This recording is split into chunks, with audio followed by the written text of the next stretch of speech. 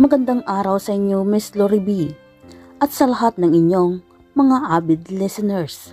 Ako si Marco, 27 years old, Tubong, Cavite. Nais ko lang sanang ibahagi ang aking kwento. This is my experience when I was in 20. Nagkaroon ako ng crush with my aunt. Galing siya noon sa ibang bansa. Dito ko sisimulan ang lahat ng aming kwento. Nasa college na din ako noon. Ilang araw na lang kasi. Gagraduate na din ako ng HRM. Ito kasi ang kinuha ko. Nag-aaral ako ng college sa Maynila. At umuwi lang ako tuwing katapusan sa Cavite.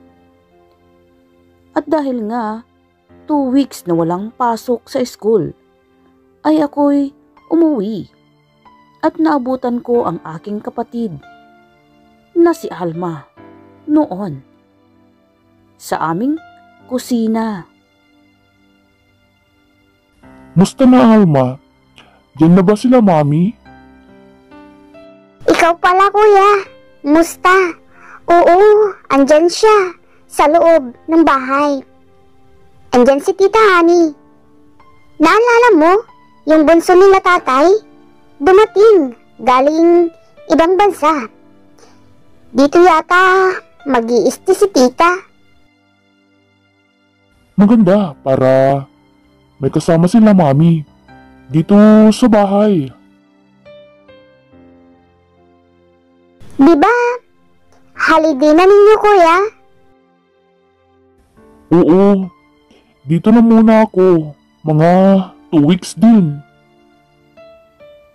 Dumiretso ako sa may kusina at kumuha ako ng maiinom sa refrigerator habang nag-uusap kami ni Alma.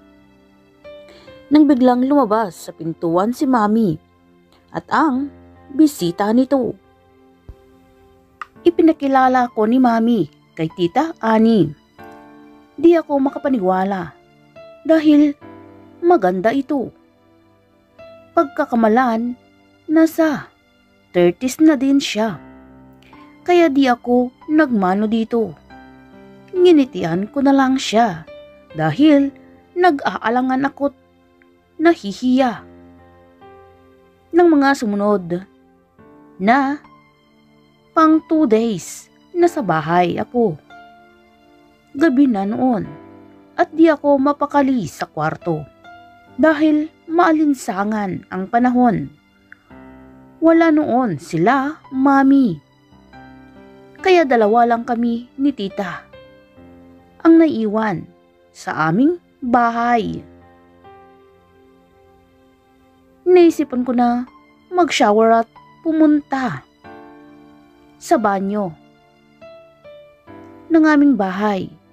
Iisa lang kasi ang banyo at di pa nilagyan ng extension noon.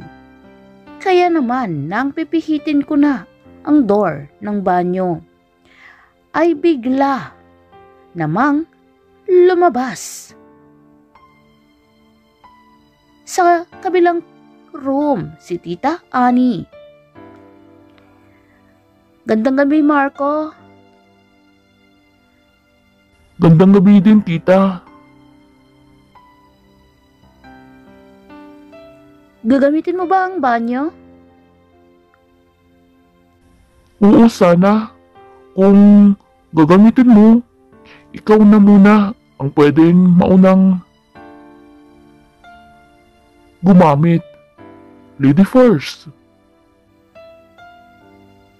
Salamat, Marco. Tumangon na lang ako't pumunta sa salas.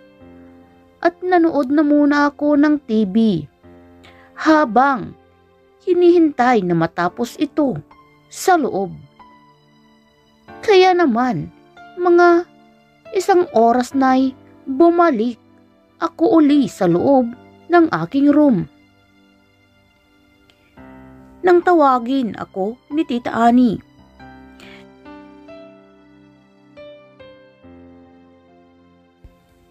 Tapos na akong maligo.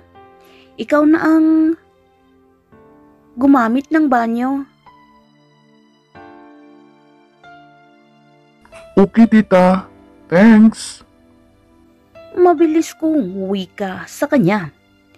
Kaya naman, pumunta na ako sa loob. Pero nang ilang sandali pa nabigla ako dahil pumasok si Tita Ani doon. Sinsya na kasi nakalimutan ko yung suklay, Marco. Napatingin siya sa akin, makahulugan. Alam ko, kakaiba ang ikinikilos nito. Buti na lang, umalis na din siya agad doon. Nang makuha nito sa loob ang suklay niya na naiwan. Sensya ka na, Marco, ha? Naiwan ko kasi ang suklay kanina. Okay lang yun, Tita Ani. May jowa ka na ba, Marco? Oo naman, tita. Meron na. Baka sa birthday ni Mami, pupunta siya dito.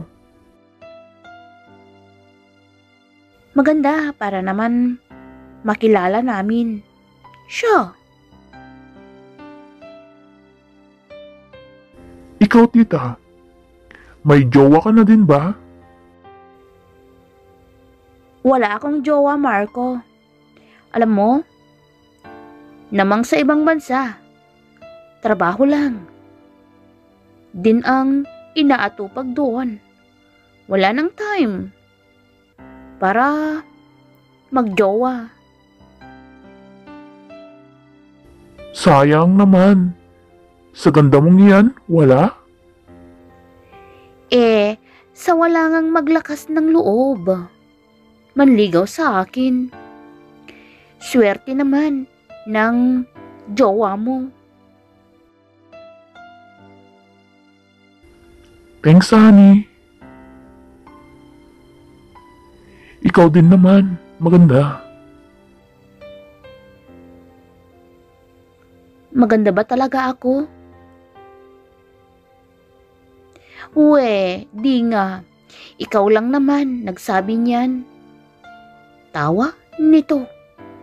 Kaya madami akong nalaman tungkol kay Ani.